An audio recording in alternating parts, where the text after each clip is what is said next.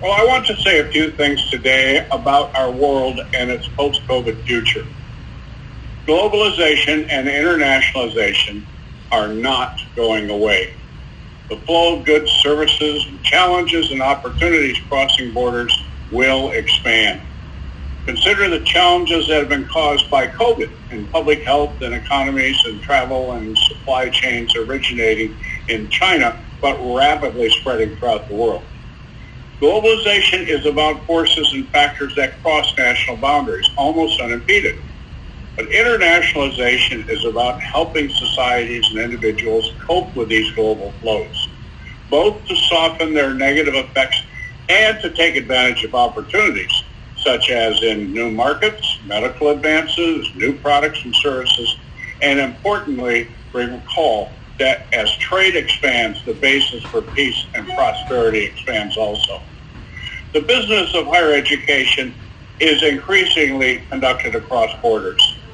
To find the best talent and to access cutting-edge knowledge and new ideas, higher education has to cross borders.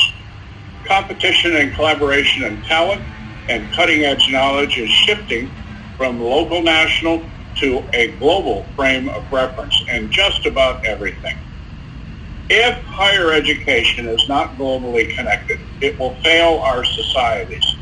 And if our graduates are not prepared to live and work as part of a global environment, they will be disadvantaged in their lives.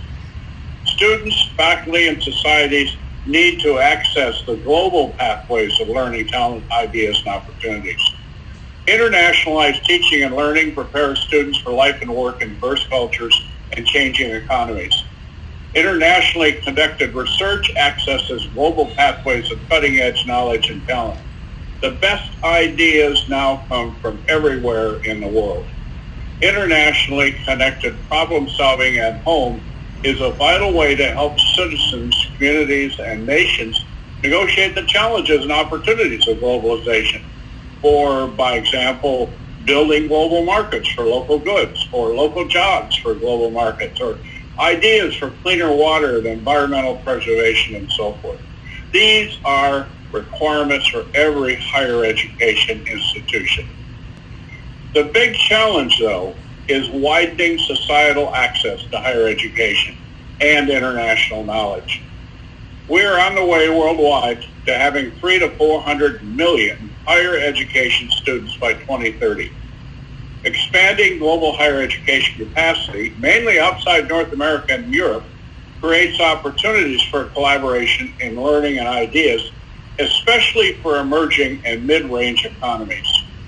Before the pandemic, we were building toward 12 to 16 million internationally mobile students and scholars by 2030. COVID has paused that growth, but it will return under a wider variety of approaches, principally by expanding the use of technology for mobility and exchange, incorporating active learning opportunities, for example, international internships, and forming technology-enhanced cross-border virtual classrooms. While virtual mobility allows learners to access ideas and perspectives in other countries, virtual exchange is the more valuable option because it allows for give-and-take interactions and dialogue as a more sophisticated learning tool. The markers of high performance, high-quality higher education systems will be those institutions that internationalize their on-campus curriculum with powerful virtual exchange opportunities in teaching, learning, and in research collaborations. A society with huge parts of its population without access to education is a society that cannot appreciably advance. A society largely uninformed about the world outside its boundaries is isolated. We must move from expertise for the few to cost-effective access by the many, from access to the privileged few to massification of access. Over the last 4 decades, global growth in higher education enrollment has more than tripled global population growth and more than 1.5 times greater than global GDP growth. Funding this demand growth is a major challenge to governments. Private sources of funding, for example, individuals and families, will fill some of the gap, but only some of it. Campus leaders have to be innovative in expanding access to delivery to very diverse students in wide-ranging locations and for very diverse socioeconomic groups. Merely scaling up existing methods, such as traditional classrooms, is not a practical solution. They're too costly, and they reach only a small part of the need. Meeting the challenges of globalization, coupled to massification of success and access, is not possible without expanded and more comprehensive use of technology. Internationalization needs to refocus toward its seminal goals on cross-cultural learning and outcomes through a variety of means, rather than focusing on moving bodies across borders as an end in itself. Technology and virtual learning platforms can vastly expand learning mobility. We need to integrate physical and virtual forms of mobility and exchange while internationalizing on-campus courses. By better integrating international students who are cultural and language informants for campus enrichment, rather than looking on them as mainly a revenue source. We need to dual-purpose use of existing resources. There are not enough new funds available to any institution to fully fund standalone internationalization strategies. Tapping existing institutional resources expands resources for internationalization. Dual purposing is inherently a type of integrating action because it adjusts existing courses, curricula, and research capacity to respond to the global environment of opportunities and challenge. For example, adding new courses do not have to be the principal means of internationalizing the curriculum. More cost-effective is to add global comparative and international content to existing courses and to modernize the pedagogy of existing courses. We need to build on and strengthen existing institutional research strengths and faculty research interests by connecting and projecting these across national boundaries. So why is technology so important? Well, mainstreaming and expanding access requires the use of technology, as I've said.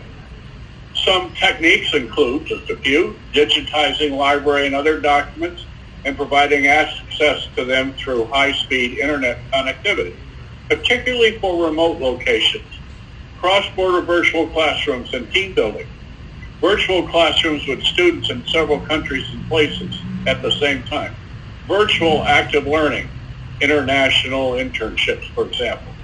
However, technology-assisted education, particularly that used in cross-border settings, requires development of flexible teaching models, new pedagogies, as well as faculty capable of productive use of technology.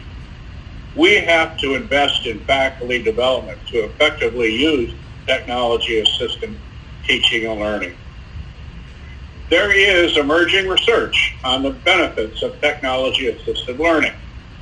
While not everyone is convinced that virtual learning formats are of the same value compared to face-to-face methods, the growing experience with using virtual technologies has created opportunities for expanding research on their effectiveness.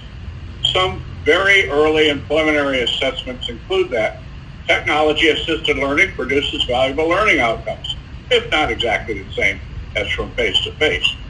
We know that technology widens access to many who are not otherwise have the opportunity. Australians have known this for over 70 years.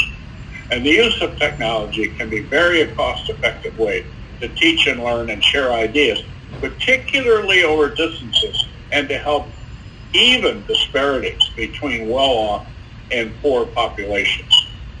Technology-assisted virtual learning cannot be a total substitute for physical or face-to-face instruction, but done well, it is a very valuable supplement to face-to-face instruction. Knowledge-based economies and societies have become the most successful. The most competitive nations and societies today are based on the idea of cutting-edge knowledge and using it. Cutting-edge knowledge has become as important or even more so than the three classic economic resources of land, labor, and capital. But what kinds of internationalized learning is most useful? Learning facts about other places is helpful. Experiencing other cultures is too.